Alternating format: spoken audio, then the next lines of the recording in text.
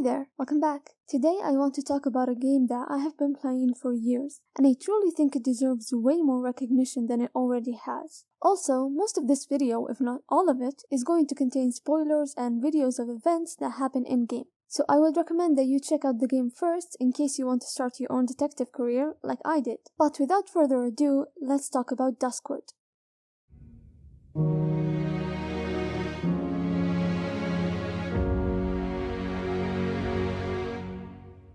Duskwood is an interactive thriller game that focuses on text-based communication with the characters, but it also explores a lot of other different styles, which really gives it an immersive and unique feeling. In the town of Duskwood, a girl by the name Hannah mysteriously goes missing, and 72 hours later her friends receive a message from her phone that contains your phone number, and in order to uncover the mystery and get Hannah back safely, you must team up with them. Those friends include Thomas, who is Hannah's boyfriend, Cleo, Hannah's best friend, Lily, Hannah's younger sister, and then Jesse, Richie, and Dan, who I believe are just casual friends of Hannah. Now, I have left one person for last, who is probably the most important and interesting part of this whole game. See, with what you know so far about this game, it sounds nice and perhaps even enjoyable as it is, but now we have the addition of Anonymous. My identity is irrelevant. Let's not waste time with useless questions. I witnessed the abduction. This is all you need to know at the moment. I'm in possession of passwords, emails, and have access to private accounts. I will provide you with information that will help you to make sense of the situation. You might not always like what you learn, but it'll help to find Hannah. Trust me. From this video, we can understand that this character knows about the whole situation, but is also on our side. Together, you the player and him make a secret team, considering that his hacking skills give you privileges that aid your investigation greatly, such as the access to private messages between the characters, which is called spy mode. This is to figure out who has hidden motives or maybe isn't telling you the whole truth. Another privilege would be the access to Hannah's cloud, which you can decrypt files from after playing some minigames. This is a clever way of padding each chapter in the game without the player finishing the storyline too quickly, since after each segment of communication with the characters, you need to go back and complete the minigames to continue the story. And then every once in a while you get a decrypted file, which drives the story further depending on what you find. Now these minigames start out easy, so they raise your confidence to think like, yeah, 3 puzzles, no problem, I can do that. But then they start introducing ice mechanics, freaking bombs that end the game automatically if you don't get rid of them in time, and the overall difficulty of the games increases to the point of insanity. And this is a bit of a downside for the game, but I still understand why it's there. Now on to another point. When it comes to actually solving the mystery at hand, some of the characters have a firm belief that it might be related to a certain Duskwood legend, which is the man without a face. And this takes a very serious turn when whoever is copying this legend starts to actually harass you and the characters. At first it was making calls to us without any words exchanged, just to scare us. Then it turned to taking videos of Cleo when she's running in the forest, and then most insanely of all, the time Jesse called for a video chat and this happened. I mean, what did those two think they were going to find? There isn't anything in there. You saw that? Because it was freaking creepy. And what if I would be unable to get a hold of them now? Does that mean Phil is seriously going to call the police? Damn, that would be the last thing we need.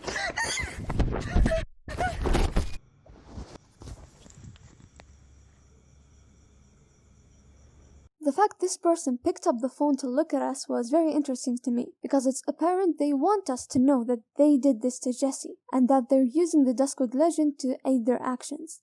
And this call was so intense to watch, which is honestly great from a storytelling perspective, and I absolutely love that this game is filled with interactivity. First, you have each character's profile in the game, which gives you a better insight on their personalities and hobbies. Second is the use of video calls, which is very immersive, and I like how instead of the character just sending the video in chat, it's played off as an actual video call. That video of Jessie would have been way less intense if she had just sent it in later to show us what happened to her. But because we saw it happen right in front of our eyes, it sort of gives us a responsibility to do the right thing, even though we're on the other side of the screen. Another less horrible example of this would be when Richie went to the house in the woods to do the dare of the Duskwood boys. It's a dare where you have to knock 3 times and then leave without looking back at the house. Now I know that this is a very simple immersion effect, but it does its job of showcasing that this is what's happening to the character at that moment, instead of a sent video that could have been recorded at any time beforehand.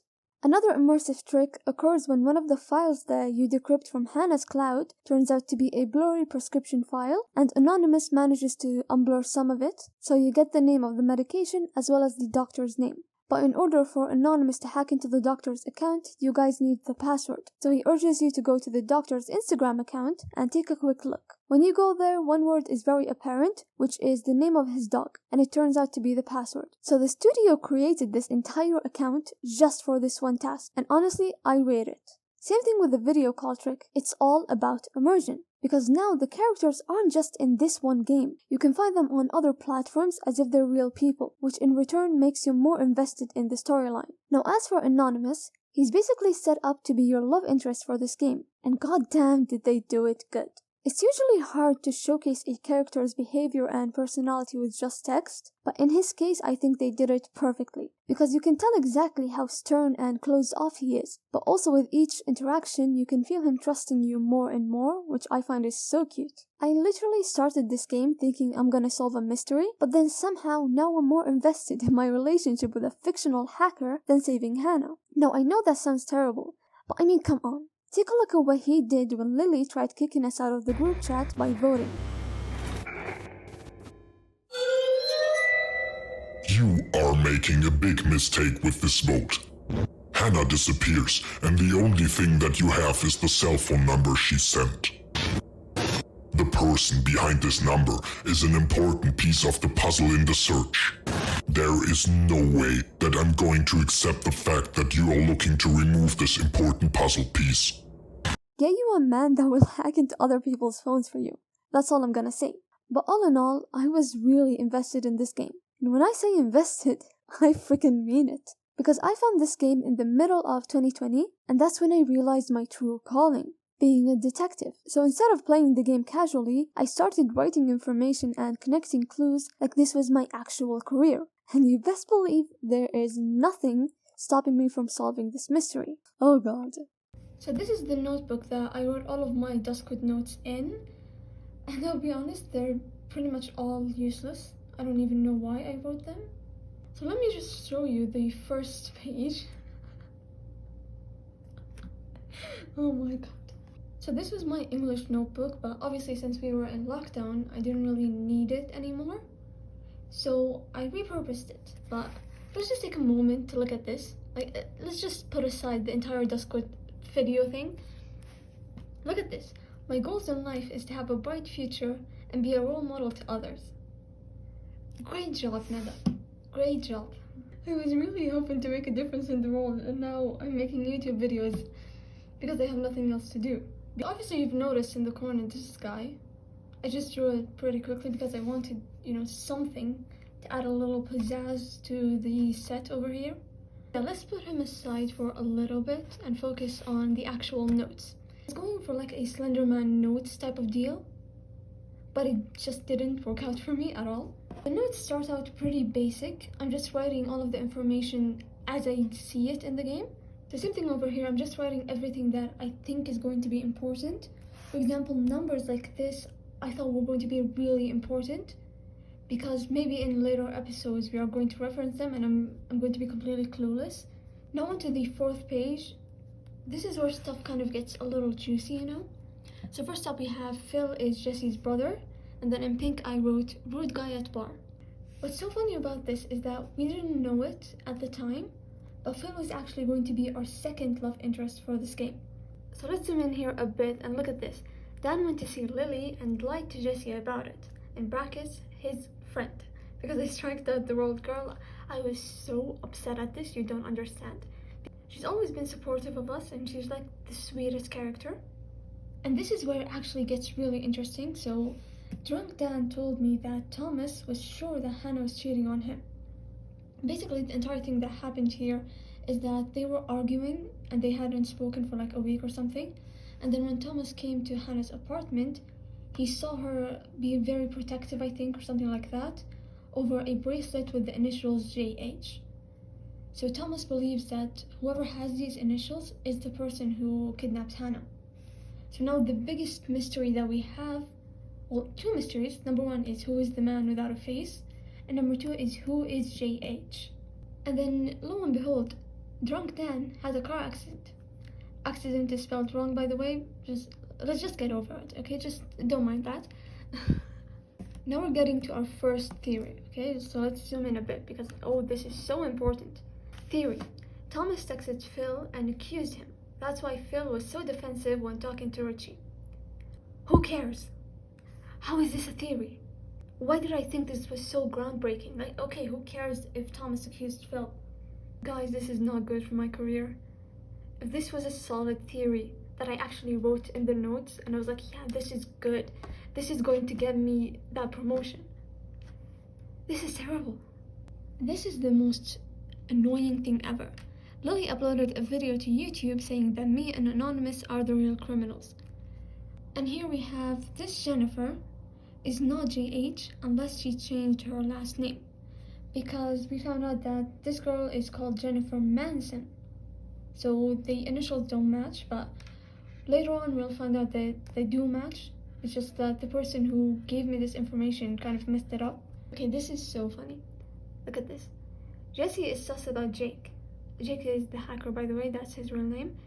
She asked me questions about him. I didn't tell her he is being chased by the government for obvious reasons. And then we uncovered the call log from the day that Hannah disappeared. So basically Jake took from the bottom to the top, trying to figure out who was the caller, and I took it from top to bottom. Alan was a mysterious person. We didn't really know who he was, and this caller ID I don't really know yet. So I'm thinking in my recent gameplay I'm going to finish this, as well as finish the entire notes. And this is when you know I'm really invested in the hacker. Jake is still not responding. Sad face. When do I ever draw sad faces like that? This is the saddest sad face I've ever seen. Like, 16-year-old me was so heartbroken over this guy. And he's not even real. So that really sums up my entire personality for you. Then we have Jake's password is strawberry, in brackets, oh my god. Okay, this is the last page. And I really want to point some things out, okay? This is where it gets really intense. So here we have Jennifer's last name is Hansen and not Manson. Now we have proof that this person is connected to Hannah, which in return means that they are connected to the reason behind Hannah's kidnapping. And oh my god, look at how freaking salty this is. Jessie quit her job, in brackets, yikes. Imagine telling someone you quit your job and the response is yikes. And this is interesting because I still have no clue what it means. But apparently the Alan that was from Hannah's phone log is the chief. So she must have some kind of relation or connection to this guy.